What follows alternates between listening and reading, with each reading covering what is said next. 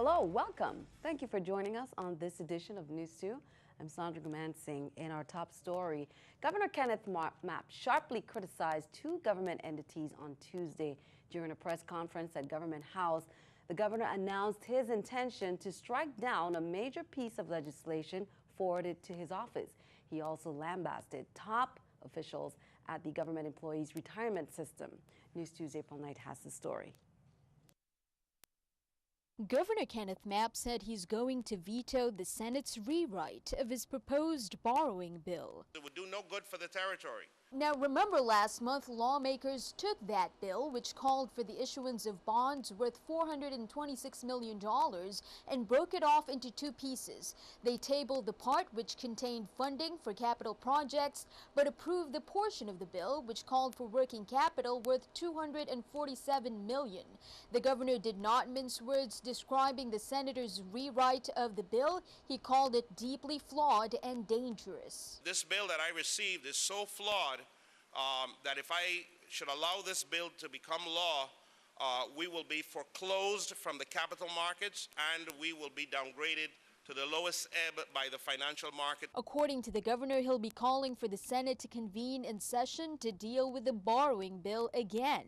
But that's not happening until after the election. Governor Mapp also blasted GRS Administrator Austin Nibbs for his allegations that the central government has not been paying its contributions for employees who've retired. But the governor said this is not true. The GRS Board of Directors and Mr. Nibbs, who I am now convinced needs to be replaced as the administrator of the GRS, wasting time and holding retirees' monies hostage on some premise that the government isn't paying them any money that is owed. The governor is now accusing GRS of holding its retirees hostage to force the government to float $600 million in pension obligation bonds and give the GRS the cash infusion it's been asking for. That somehow they will force the government to float the $600 million bond and give them the money so they could throw it away. Reporting for News 2, I'm April Knight.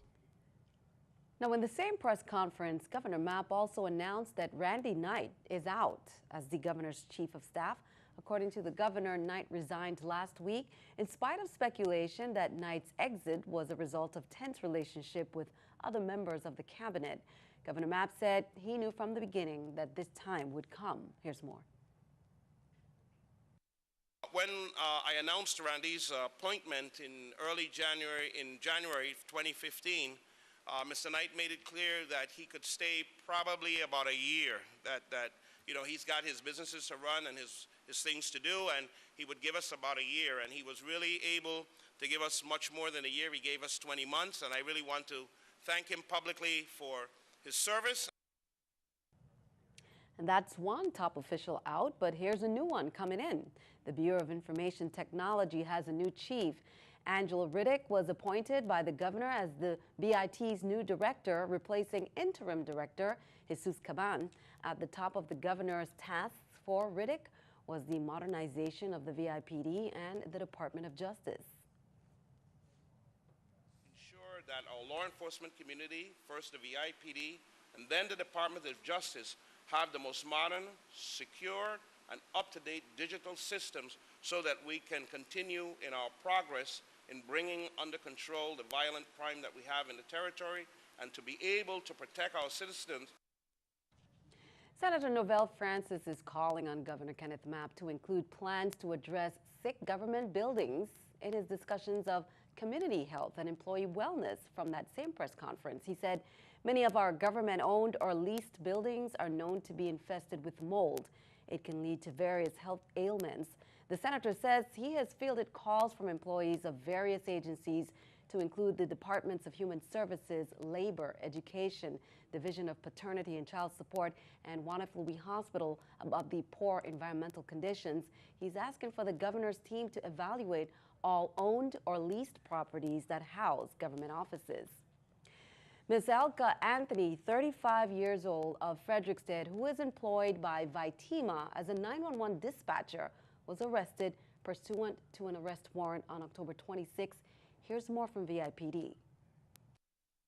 Ms. Anthony was arrested for accessory after the fact and interfering with officer discharging their duty. According to documentation provided by the investigating detective, Ms. Anthony texted information regarding an attempted murder first-degree incident as it was unfolding, allowing the suspect an opportunity to change his vehicle and elude the police. The charging document also indicates that Ms. Elka Anthony assisted a known criminal felon, Daniel Carino, in order to prevent his apprehension by having knowledge of the type of clothing worn and vehicle operated by suspect involved in the shooting incident that occurred December 15, 2015. Mr. Daniel Carino was later arrested for attempted murder in the first-degree incident and is presently detained. Ms. Elka Anthony bail was set at $50,000.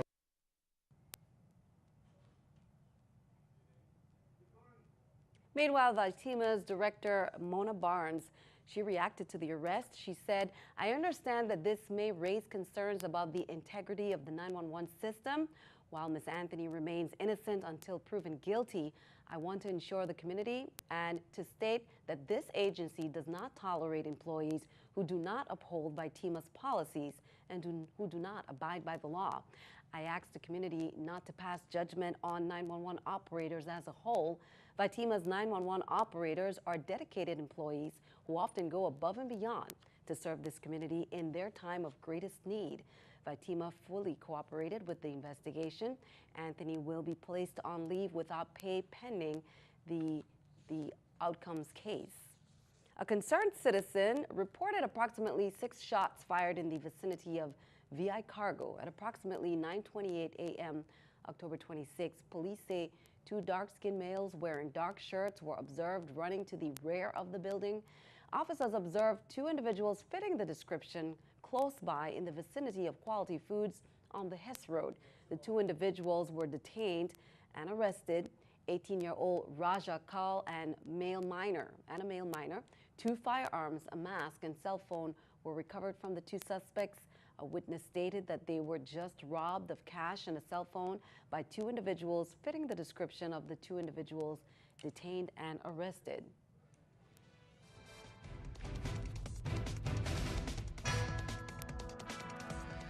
Here's some election news. Supervisor of Elections, Ms. Carolyn Fox, reminds everyone that early voting continues through Monday, October 31st, held at all election offices in both districts from 9 a.m. to 6 p.m., also Saturday and Sunday. The numbers of electors who have participated in early voting from October 22nd to date are St. Thomas, 1,061, St. Croix, 555, and St. John, 52.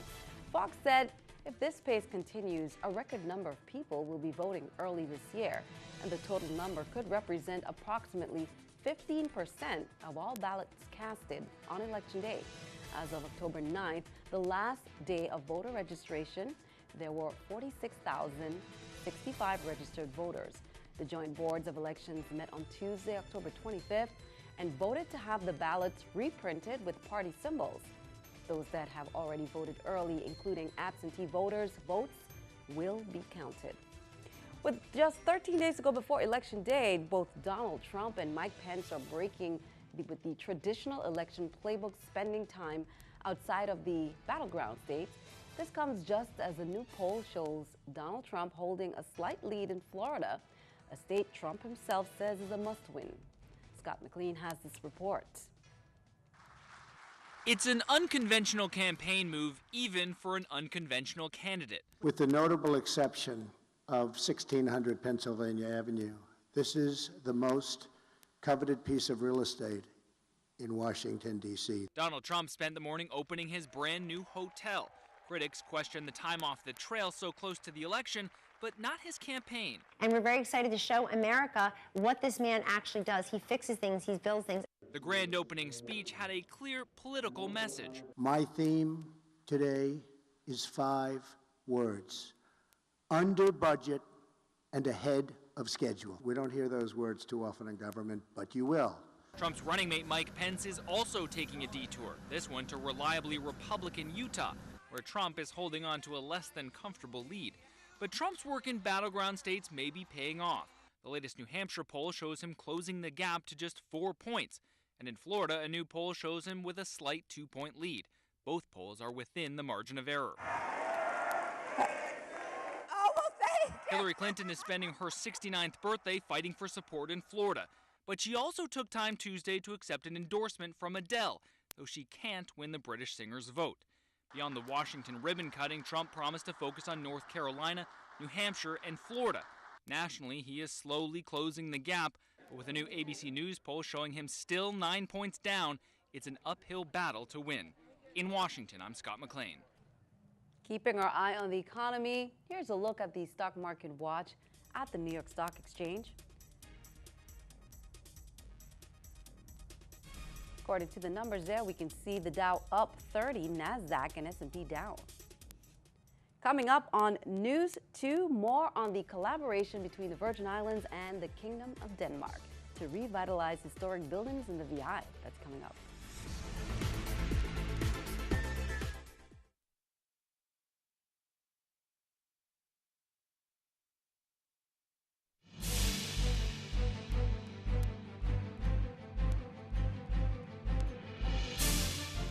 Welcome back. Well, employees of Sanitas LLC went on strike again over non-payments. On Tuesday, the employees of the waste management contractor staged a job action resulting in the closure of the Anguilla transfer station on St. Croix. In early September, employees from the same company also went on strike because they didn't get their paychecks. Talks between waste management, Sanitas, and government officials produced some relief for the employees for the relevant pay periods, but they did say at the time that they're not sure how long that relief is going to last. Meanwhile, on Tuesday, we got a glimpse into the first fruits of the collaboration between the Virgin Islands and the Kingdom of Denmark to revitalize historic buildings in the VI. A teleconference was held, Denmark on one end and the Virgin Islands on the other. Officials shared their hopes for the upcoming centennial. News 2's April Knight has more. Several months before the centennial celebrations, officials in both Denmark and the Virgin Islands met via teleconference to make a special presentation. Some Danish students have created architectural plans for the renovation of two historic sites in the territory. The two former military barracks and school in Christiansted and hospital and school in Charlotte-Omley, and the delivery of measure drawings and concepts from the students from the Royal Danish Academy of Fine Arts School of Architecture, Design and Conservation, and the Aarhus School of Architecture. In February, some students from Denmark visited the Virgin Islands assessing historic buildings. Senator Myron Jackson, chairman of the Senate Committee on Youth, Culture and Historic Preservation, praised the collaboration with Denmark, with which the Virgin Islands has some 250 years of shared history. This is all part of the VI Centennial Project called In Search of Identity. It would revitalize certain historic sites in a way that not only brings back the past,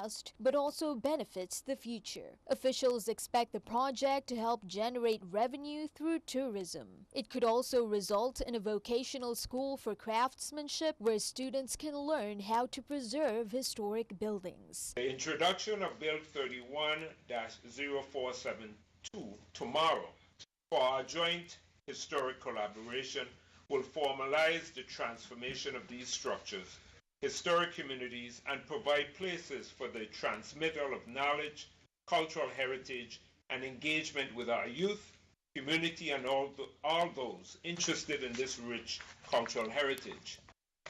Reporting for News 2, I'm April Knight. Now, some major news. The 2014 VI Child Model of the Year winner, Egypt Jackson, booked Toys R Us last summer. And the advertisement you'll see shortly, it's in every Toys R Us store nationwide. As part of her prize, she won a trip to New York City and signed with Funny Faces Models New York City. She beat out over 200 girls for that job. Jason Gardner, owner and CEO of JG Management USVI, gave us that update. We are so proud of Egypt. Congrats to you guys. Congrats to you, Jason, as well. All the best. And you may have already heard the name Aria Garcia, USVI native and the CEO of much sought-after exclusive couture collection Aruga. After two fantastic seasons of success at both the 2015 New York City Market Week and 2016 Uptown Fashion Week, she decided to return home to start off her world tour. that will celebrate diversity in fashion and showcase her new fall-winter collection. She visited VI Voice with Kenya Eugene, John H. Woodson Junior High School right there, and even hit the television and radio airwaves. Aria started her design journey by sketching designs and transforming them into wearable art right there on St. Croix.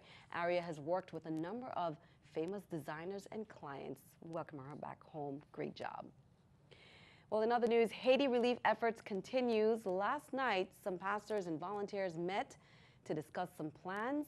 And now some good news. The trailer is 95% full, and the big push is on Saturday to Sunday, 9 to 4 p.m. at both Pueblo store locations. A trailer is still set up at Tutu Park Mall from 10 a.m. to 6 p.m. Relief efforts continue at Foster Plaza, East End Lumber, 9 a.m. to 6 p.m.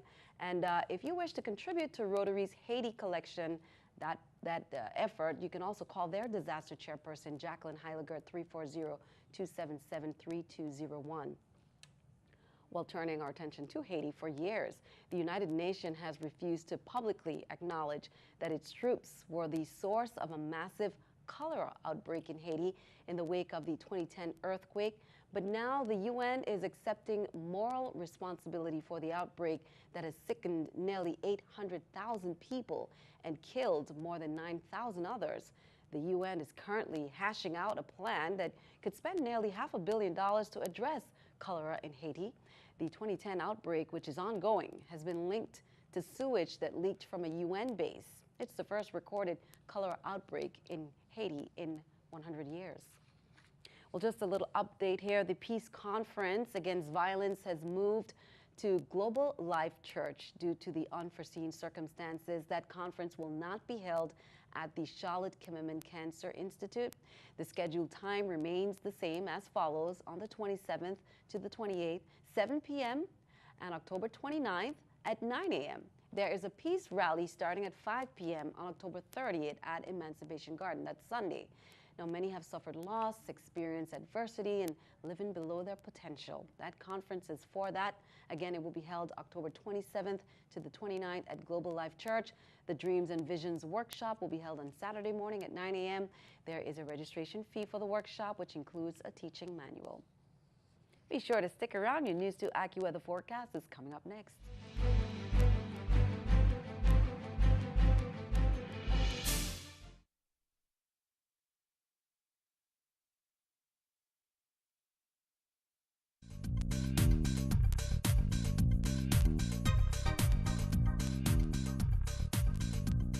As we take a look at the radar, that cold front that has really stalled out over the Virgin Islands, that's beginning to kind of dwindle and die out. So we're seeing some spotty showers throughout today, and even some of them have been heavier, but that is going to really start to die out. You can see as that cold front begins to shift eastward, it's moving out towards our area. So moving forward, we're really just going to be looking at a couple of spotty showers or two throughout our night tonight. 78 degrees for this evening. Now into tomorrow, it's going to be a steady pattern. We're back to that easterly flow, 88 degrees, shower or two out in St. John as well as St. Thomas. As we head down into St. Croix, it is less likely to see more of those shower activity out there, but still possible. Out on the water, very nice looking, 3 to 5 feet for your waves. The winds out of the east, 8 to 12 knots, not too bad out there. On the Caribbean side of things, slightly calmer, 2 to 4 feet for your waves, and winds out of the east, 5 to 10 knots. Now, as we look at your extended outlook, what we're going to be seeing is, once again, a very steady pattern. So for your Thursday, that cold front will still be hanging off around to the northeast, bringing in some of that moisture. There's a lot of moisture sitting over the tropics currently. And as we head throughout the weekend, we'll have a passing shower or two. But by Sunday, a second front moving in with that area of high pressure out over the Atlantic. That's ushering in some more moisture. So we'll have an uptick in moisture come Sunday and into Monday, and that's going to bring us even more of chances of showers. So cloudier for your Monday. We'll have more showers as we head into earlier that week. Back to you, Sandy. Thanks for that. It's time for our news weather picture there by Tishawn Dowdy of Ricardo Richards Elementary School, sharing some smooth sailing there going into the sunset. Tishan, thank you for that. Send us your News 2 weather picture to the address you will see on the screen shortly. Be sure to include all the information we need and then tune in to see it right here on News 2. Stick around. News 2 Sports comes your way next.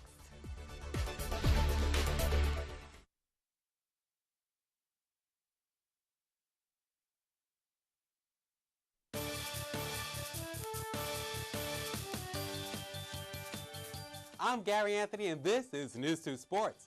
As Ian Hunter sang back in the 80s, Cleveland rocks. To be a Cleveland sports fan yesterday must be what heaven feels like. Game 1 of the World Series, Cubs versus Indians, bottom first, bases loaded, and the infield hit gives the Tribe a 1-0 lead. Next batter, Brandon Guyer gets hit by John Lester's pitch, 2-0 Tribe. And that's all the Indians pitcher Corey Kluber would need. Kluber fanned 9 in 6 innings.